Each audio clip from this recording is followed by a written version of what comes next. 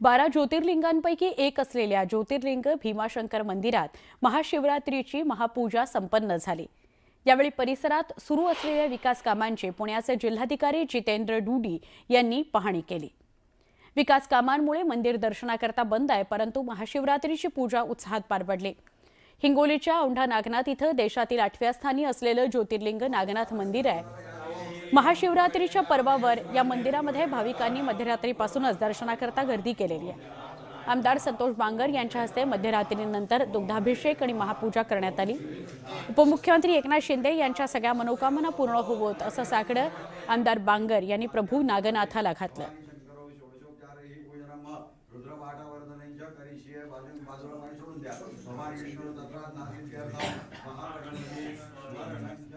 आज महाशिवरात्री निमित्त 12व्या ज्योतिर्लिंगांपैकी 12वं ज्योतिर्लिंग म्हणून ओळख असलेल्या घृष्णेश्वर मंदिरामध्ये भाविकांनी मोठी गर्दी केली।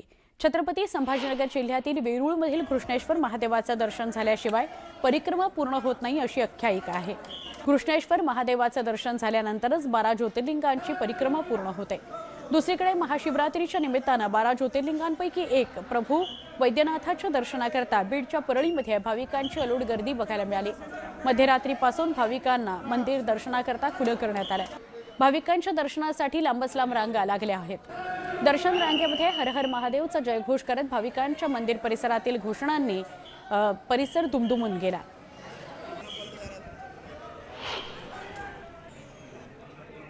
आज महाशिवरात्र आहे आणि त्यानिमित्त कृष्णेश्वर महादेवाच्या मंदिरामध्ये मोठी गर्दी आपल्याला या ठिकाणी पाहायला मिळते। रात्री 12 वाजेपासून मंदिराचे दरवाजे उघडण्यात आले आणि तेव्हापासूनच भाविकांची मोठी गर्दी या ठिकाणी आपल्याला दर्शनाला पाहायला मिळते। विशेष म्हणजे आज महाशिवरात्र असल्यामुळे रात्री 12 वाजेपासूनच मंदिराचे जे दरवाजे आहेत ते दर्शनासाठी उघडे केले जातात। 12वे ज्योतिर्लिंग म्हणून घृष्णेश्वर महादेवाची ओळख आहे। छत्रपती संभाजीनगर जिल्ह्यातील वेरूळ या ठिकाणी घृष्णेश्वर महादेवाचे हे मंदिर आहे आणि जोपर्यंत घृष्णेश्वर महादेवाचं दर्शन होत नाही तोपर्यंत परिक्रमा पूर्ण होत नाही अशी आख्यायिका आहे। ज्यावेळेस घृष्णेश्वर महादेवाचं दर्शन होईल त्याच वेळेस परिक्रमा पूर्ण होईल अशी आख्यायिका आहे। माझ्यासोबत या ठिकाणी पुजारी आहेत, त्यांच्याकडून आपण जाणून घेऊयात कशा पद्धतीचे या ठिकाणी उत्साह आहे। भक्तांचा मोठा उत्साह पाहायला मिळतो। हो सर, रात्री 12 वाजेपासूनच आहे ना महाशिवरात्रीचं आहे ना गर्दी खूप चालू आहे आणि जिल्हा कलेक्टर सरांचं पण खूप चांगलं प्रकारचं नियोजन आहे असल्यामुळे व्यवस्थित सुरळीत लोकांचं व्यवस्थित दर्शन होत आहे। रात्री 12 पासून दर्शनाला सुरुवात झाली। आज किती वाजेपर्यंत मंदिर उघडा? आज रात्री 12च्या पुढे ना मंदिर बंद होईल। रात्री 12 वाजता आरती आहे, रात्री 1 वाजेच्या आसपास मंदिर बंद होईल। काय महादेवाची आख्यायिका आहे? हे 12वं ज्योतिर्लिंग आहे, हे दक्षिणमुखी ज्योतिर्लिंग आहे। इथे ज्योतिर्लिंगांची समाप्ती झालेली आहे। हे एक घृष्णेश्वर नावाची लेडीज होती, तिने तपश्चर्या करून महादेव इथे प्रकट झालेले ते। त्यांनी तिला विचारलं की तुला काय वरदान पाहिजे, तर ती म्हटली की मला इथे स्वयंभू तुम्ही प्रकट पाहिजे आहे। तर 12वं ज्योतिर्लिंग घृष्णेश्वर नावाने इथे महादेव 12वं ज्योतिर्लिंगाच्या रूपाने प्रकट झालेले आहे। नक्कीच आपण जर बघितलं तर वेगळी आख्यायिका या मंदिराची खरं तर आहे, घृष्णेश्वर महादेवाची आहे। जोपर्यंत इथं दर्शन घेतल्या जात नाही तोपर्यंत 12वे ज्योतिर्लिंग जे आहे तोपर्यंत 12 ज्योतिर्लिंगाचं दर्शन केल्यासारखं आख्यायिका आहे, जी की 12 ज्योतिर्लिंगाचं दर्शन जरी करून तुम्ही आले आणि जर 12वं ज्योतिर्लिंग घृष्णेश्वरचं दर्शन केलं नाही तर ती परिक्रमा अधुरी राहते।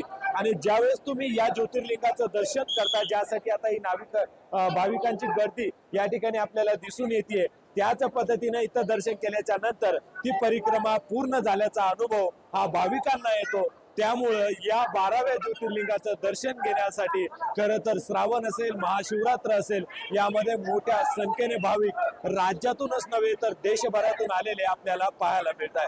अविनाश कानडे, न्यूज 18 मराठी, छत्रपती संभाजीनगर। महाशिवरात्रीमुळे मध्यरात्री 12 वाजल्यापासून भाविकांनी मुंबईतील बाबुलनाथ मंदिराबाहेर रांग लावलेली आहे। दर्शनाकरता आलेल्या भाविकांची मोठी गर्दी उसळली आहे। संपूर्ण परिसरात पोलीस बंदोबस्त कडेकोट ठेवण्यात आला आहे।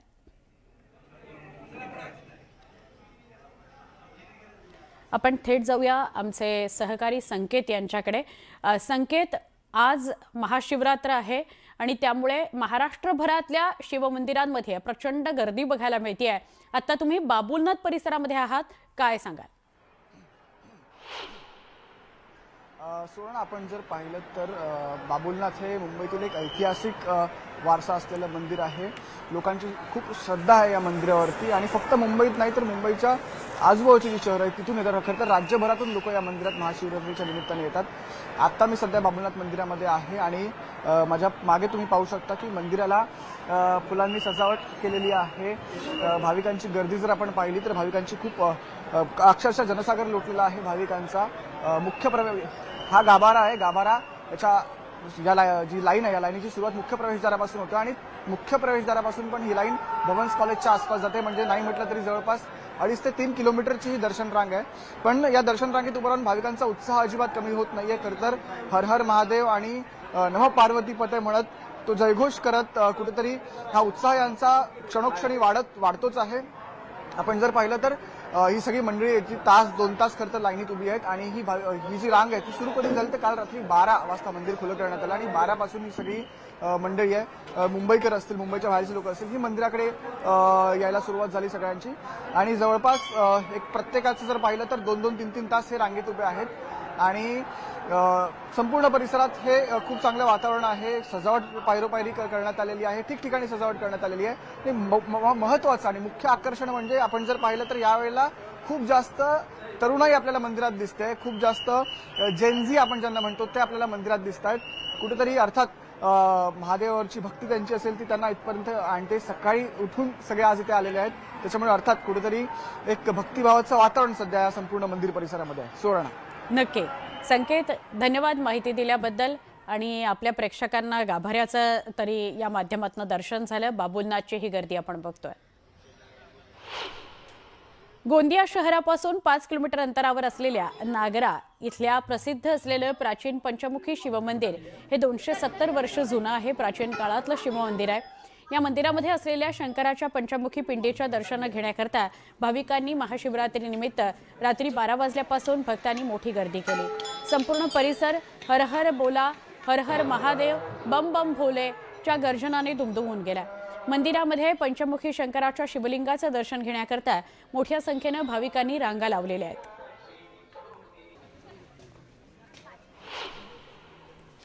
गोंदिया शहराला लागून नागरा धाम हे प्राचीन मंदिर आहे। या ठिकाणी महाशिवरात्री निमित्त रात्री 12 वाजेपासूनच भक्तांनी या ठिकाणी गर्दी केलेली आहे। आपण बघू शकता मोठ्या प्रमाणात महिला सुद्धा या रांगेमध्ये दिसत आहेत आणि त्याचप्रमाणे लोकांनी रात्री 12 वाजेपासून या ठिकाणी गर्दी केलेली आहे। भक्तांसाठी रात्री 12 वाजता हे द्वार खोलण्यात आलेले आहे महाशिवरात्री निमित्त आणि हे प्राचीन मंदिर असून याचप्रमाणे गोंदियाला लागून असलेल्या छत्तीसगड आणि मध्य प्रदेश या राज्यातील सुद्धा भाविक मोठ्या संख्येने या ठिकाणी दर्शनाला येतात आणि त्याचप्रमाणे पाहिलं की आज दिवसभर या ठिकाणी मोठ्या संख्येने भाविक या ठिकाणी दर्शनाला येणार आणि त्याचप्रमाणे दर सोमवारी या ठिकाणी मोठ्या संख्येने भक्त या ठिकाणी दर्शन करायला येतात।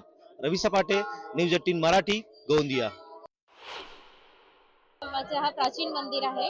खूप वर्षापासून म्हणजे लोकांचा येणं चालू होऊन जाते। रात्री 12 वाजेपर्यंत इथं रांगेत लागण्यास चालू होत आहे आणि छत्तीसगड आणि मध्य प्रदेश लागून आहे म्हणून इथं खूप भीड राहतात, रांगेत लागण्यास चालू जाते।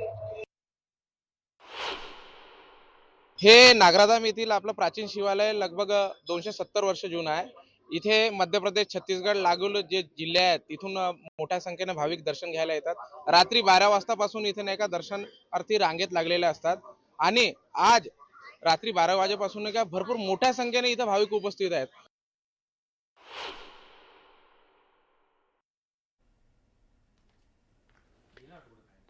बातमी आहे अंबरनाथची। अंबरनाथच्या प्राचीन शिवमंदिरामध्ये महाशिवरात्री निमित्त भाविकांनी मोठी गर्दी केली। रात्री 12 वाजल्यापासून मंदिराच्या गाभाऱ्यामध्ये भाविकांना शिवलिंगाचं दर्शन घेता आलं। सुरक्षेच्या दृष्टीने मंदिर परिसरात मोठा बंदोबस्त तैनात करण्यात आलाय। तसंच महाशिवरात्री निमित्त ठाणे जिल्ह्यातील सगळ्यात मोठी जत्रा इथं भरते। अंबरनाथचं हे शिवमंदिर शिलाहार राजांनी उभारलेलं आहे। लाखो भाविक दर्शनाकरता इथं येत असतात आणि अजून दिवसभर ही अशीच गर्दी राहील असा अंदाज आहे। हे अंबरनाथचं जे शिवमंदिर आहे ते ऐतिहासिक आहे। खूप वर्षांची या मंदिराला परंपरा आहे। 2 दिवसांपासून या मंदिर परिसरामध्ये लगबग सुरू होती, कारण आजच्या दिवशी इथं दर्शन घेण्यासाठी हजारो लाखो भाविक येत असतात. तर त्यामुळे त्यांच्यासाठी वेगवेगळ्या सोयीसुविधा केल्या गेलेल्या आहेत. अंबरनाथच्या या शिवमंदिराच्या आजूबाजूला जत्रेचं स्वरूप आलेलं आहे. लहान मुलांकरता वेगवेगळे खेळ, खाण्याचे स्टॉल्स असं सगळं या मंदिर परिसरामध्ये बघायला मिळत आहे. आणि काल रात्रीपासूनच नागरिकांनी, भाविकांनी दर्शनाकरता रांगा लावलेल्याही बघायला मिळाल्या.